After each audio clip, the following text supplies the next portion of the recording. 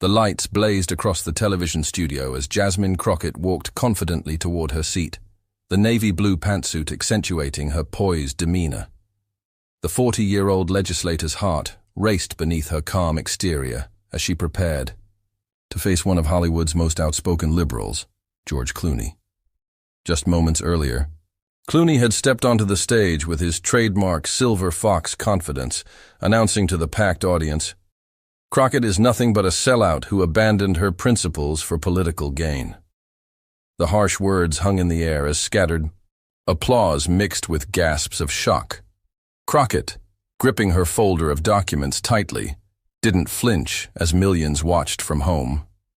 Clooney, with his Hollywood dynasty and billions in tequila company profits, was certain he could intellectually overpower this newcomer to national politics. But Crockett, armed with her legal background and a stack of receipts nobody knew she possessed, saw this as her moment to prove Clooney wrong and expose his hypocrisy. She stepped into the spotlight, ready to transform this ambush into her vindication. This wasn't just another political debate. This was Crockett's chance to flip the script and steal the spotlight from a man who thought his celebrity status made him untouchable.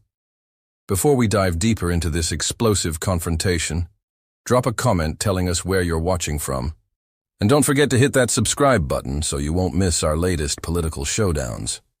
The studio hummed with anticipation as George Clooney sat center stage, his tailored charcoal suit perfectly matching his silver hair and beard.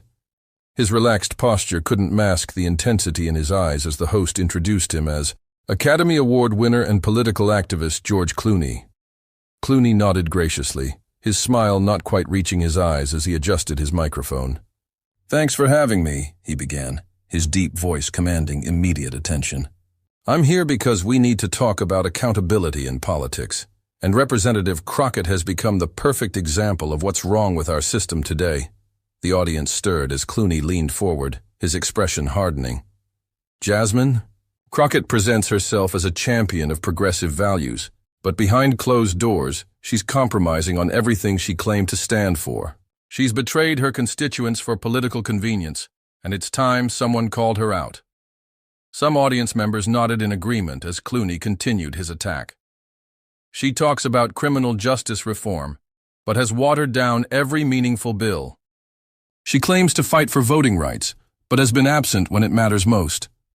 This is what happens when people get a taste of power. They forget why they were elected in the first place." Backstage, Jasmine Crockett stood silently listening to Clooney's accusations through the monitor. Her assistant whispered, "You don't have to do this. We can cancel." But Crockett shook her head, her eyes never leaving the screen. "No," she said firmly. "He's had his say unchallenged for too long. Hollywood elites thinking they understand the legislative process better than those of us doing the work." She opened her leather portfolio, revealing meticulously organized documents, news clippings, and highlighted transcripts. Her assistant raised an eyebrow. "What's all this?" Crockett smiled confidently. "Research. Mr. Clooney isn't the only one who's done his homework." She pointed to a particular document. "Get this ready to display on the main screen when I signal. And this one too." The assistant's eyes widened as she scanned the papers. "This is going to be explosive." "It's not about creating drama," Crockett replied, adjusting her blazer. "It's about setting the record straight. I've spent my career as a civil rights attorney before entering politics. I've defended the voiceless when cameras weren't rolling. Meanwhile, Clooney makes speeches from his Italian villa and thinks that's the same as doing the work."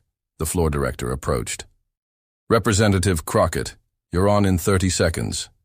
She nodded, taking a deep breath. Time to remind him that real change happens through legislation, not Instagram posts. The tension in the studio escalated as Jasmine Crockett emerged from backstage, her confident stride contrasting with the hostile environment Clooney had created. The audience's reaction was mixed. Some applauded politely while others remained conspicuously silent, already swayed by Clooney's opening salvo. The host stood. Joining us now is Representative Jasmine Crockett, ready to respond to George Clooney's statements. Crockett took her seat across from Clooney, placing her folder deliberately on the table between them. She smiled professionally, but her eyes held a determined glint that made Clooney shift slightly in his chair. "Mr. Clooney," she began, her voice steady, "I've listened to your characterization of my record, and I have to say, for someone so concerned with truth in politics, you've missed quite a few facts." Clooney smirked. "I've been following your voting record closely, Representative. The facts speak for themselves." "Do they?" Crockett raised an eyebrow.